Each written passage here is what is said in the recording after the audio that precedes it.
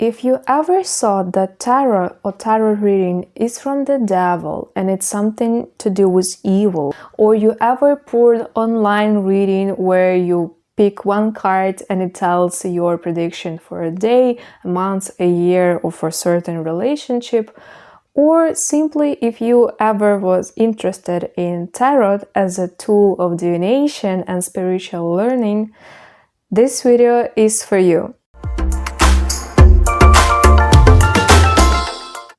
We will firstly talk about the history of tarot and its psychological side. Then I will proceed with the actual purpose of tarot and tarot cards, and we will sum up whether tarot or any other divination tool is something extraordinary and it comes from some high power, or it's actually a tool for unlocking your own power. Stay tuned.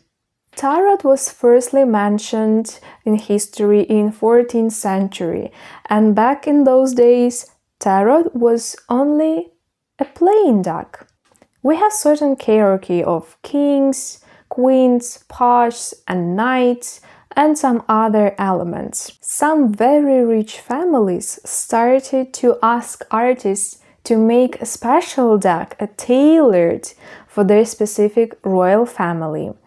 The most popular one was Visconti family in Milano, and some of the tarot illustrations are still remained. Again, royal families were using this deck only to play card game at home, but everything changed when this French guy issued his book in 18th century, proving that perhaps there are certain symbolism and secrets that we can see on each of tarot cards, and thus we can predict future with that.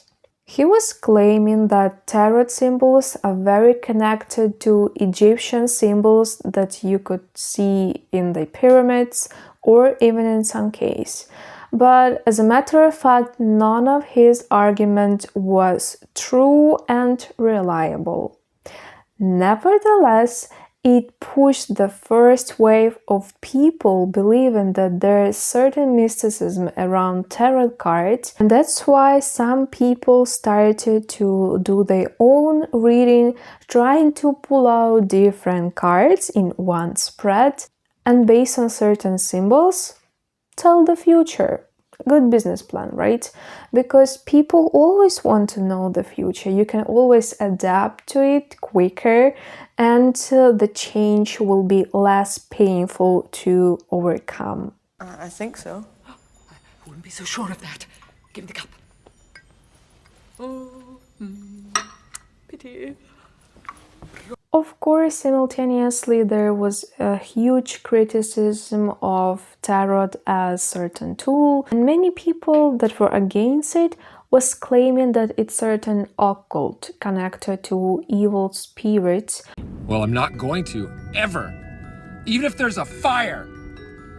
But let's ask Google what occult is. Occult is knowledge disguised by God for only the selected few to comprehend. Multiple Renaissance occultists, for example, wrote the Book of Nature, that is to say, the physical universe. Within this book are clues and messages left by God, which can be found and comprehended by those both educated and worthy. So, occult is when you're trying to understand certain symbols that were left for you to read. As it was mentioned, there were certain books of nature, and I will mention later on that tarot is actually connected to 4 elements of this nature: water, fire, earth, and air. In 19th century, there were more and more people that were trying to understand tarot and make their own meanings of certain cards. That's why in 1909, Arthur Edward and his colleague, the artist Pamela Colman, created this very first tarot deck. It's called classical because many of the meanings from this card are derived from nature and of course our life cycle. After that, another guy called Crowley revised this very first deck and made his own point of view that I'm going to read you.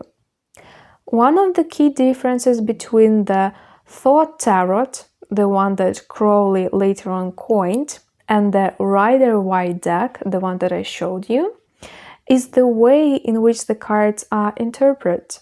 Crowley believed that the traditional meanings of the tarot cards were too limited, and that the true meaning of the cards could only be understood through the use of intuition and personal understanding. He encouraged tarot readers to use their own personal experiences and understanding of the cards in order to gain deeper insights and understanding. Whoa! That actually tells us that tarot is only a tool for our intuition, and the reading is dependent on the reader, not on the card itself. Because you have multiple of meanings to one single card, and only you as the reader knows which meaning to pick up.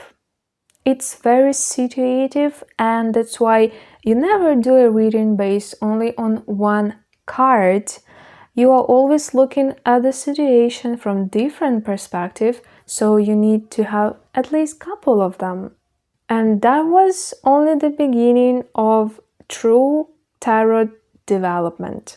In 1930s, Swiss philosopher and psychologist Carl Jung claimed that there are certain connection of tarot cards and people's archetypes. He made a connection between major arcana cards and certain traits that people possess, trying to hide, or wear as masks. Tarot deck is composed of 78 cards. 22 of them are major arcanas, and the rest of them is minor arcanas. Minor arcanas are split in 4 suits: swords, cups, pentacles, and wands. Carl Jung stated that all of them can weigh certain abilities of our mind, soul, and body. Sword suit depicts our mind abilities, our critical thinking, analysis, making decisions, thoughts, and some evaluations. It's composed of the air component of our nature. Cups, on the other hand, is our feelings, emotions, and the way we perceive certain things. It's artistry, and it's depicted by the element of water.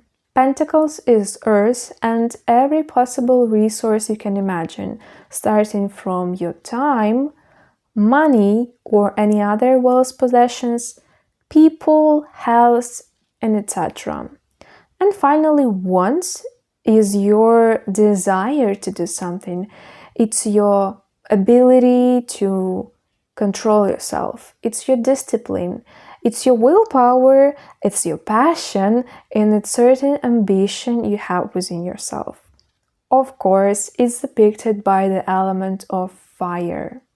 But let's come back to 22 arcanas that Carl Jung described within certain archetypes. For example, there is Anima and Animus, female energy and male energy. Female energy, Anima, is represented by cards like the Empress.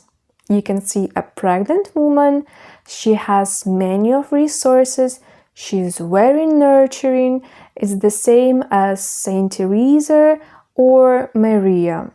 And of course, High Priestess, a woman that certainly knows that you should call for your intuition, you should make your own analysis. It's very magical, very secret, and you want to know about it better as a true femme fatale. Animus, on the other hand, is depicted by cards like Emperor. It's a very male figure who knows everything about control, organization, leadership, responsibility. And the Sage is an old man who has a lot of wisdom, but he always ahead of everyone. He's always seeking new knowledge. He's trying to understand his own motives. That's why he can be sometimes reserved, because he is thinking about his own thoughts, needs, and how to get them. Next archetype is shadow. It's our ego, something that we always want to hide because it reveals the worst part of our soul and mind. It can be depicted in the cards like devil. If you look closer on the devil card, there is certain addiction, something that destroys us from within, and it's something that we need to overcome. But if you want to pretend that there is nothing wrong with you, there is no shadow at all, and you are so angelic, it will destroy you even more. It will make illusion that you don't need to work on it. It's something uncontrollable if you don't see it. That's why tarot or any other tool for your spiritual awakening is always pointing to your weaker points that you have to see, accept, and know how to regulate. Ego can be also depicted in the moon card because it depicts uncertainty, some anxiety, where you want some situation to be more clear, but it's the moon, it's dark all around. You don't see yet whether it's something good or no, but you have to investigate. That's your shadow. Archetype of yourself, something that you're trying to pretend to be, it's your mask that you're wearing for society, is depicted in the card, for example, of justice. You want to do something right. You want to treat other people the same way you want to be treated. That's why you're always thinking about karma. Karma is simply the cause and the reason. You should understand what have you done and why you receive certain results. That's your reflection on your communication with people. That's your self. And of course, there's also archetype of persona.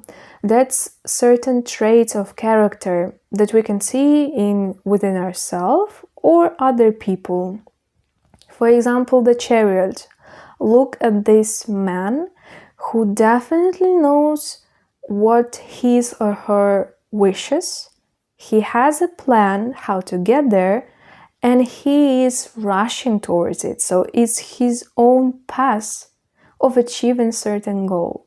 That's your ambition, that's your decision making, that's something that comes only from within yourself. And so by pulling some major arcana cards, you can see certain characters better. Jung believed that if you think about certain situation, then you pull a card and there is the major arcana, then you can ask yourself, does this card have any similar traits in its archetype that I have? Or perhaps someone else has, if you're thinking about situation connected to other people and dependent on them.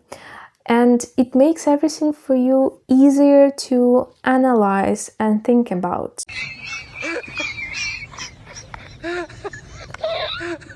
Because you're looking at the situation from maybe a different perspective.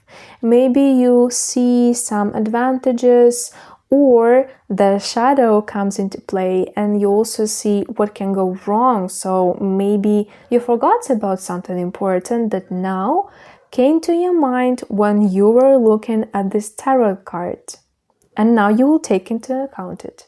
So, tarot reading from Jung's perspective was the process of unveiling your unconscious mind and seeing deeper into certain clause. I mentioned before that tarot is very connected to our nature and our human life. Another proof of that is cycle of minor arcanas. It all starts from the beginning, from the intention, from the desire, from one single thought. That's zero, that's the beginning, and that is ace in minor arcana.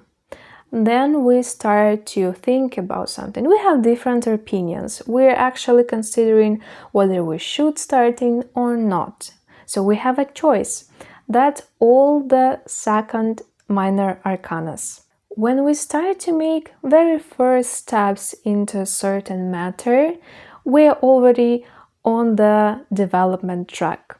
That's depicted by the number 3 in minor arcana deck. After making the first steps, we come to the mini crisis because we can't move further, we're stuck and we don't know what to do anymore. That's another 4 sign in minor arcana. Then we actually go through crisis, that's 5. In 6, we're coming back on track from our crisis.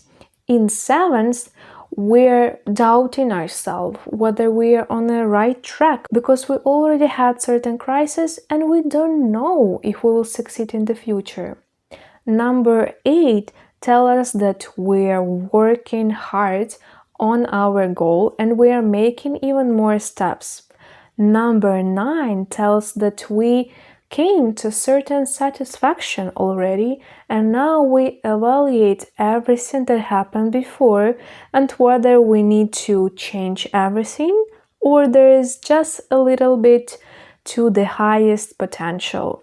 Everything ends with the number 10, where you're either extremely happy with everything that happened to you before, or you're by no means satisfied. That's why you know that you have to make a new change. And then the cycle repeats again.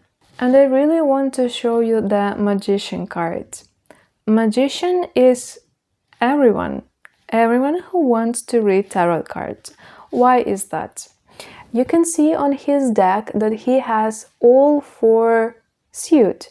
He has the pentacle, the cards, the swords, and the wand. He is also pointing on 2 different directions, meaning that he is seeking truth and any information coming from every possible direction.